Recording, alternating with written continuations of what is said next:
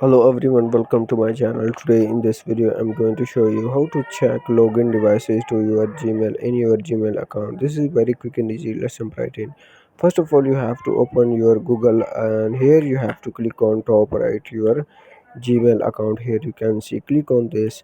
Now here you have to click on simply this Google account. Here you can see you have to click on this Google account.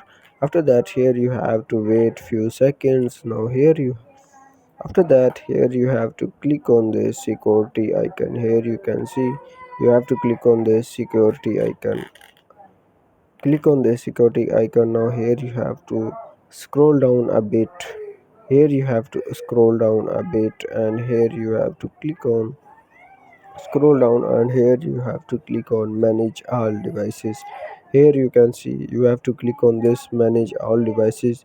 When you click on this manage all devices, now here you have to now here you can see your all login devices with your this Gmail account. Now here you can see all your login devices. You can also sign out by clicking on any device and you can also sign out. In this way you can remove any device from your this Gmail account. Click on this sign out and again click on sign out. In this way you can remove Gmail account from your any device.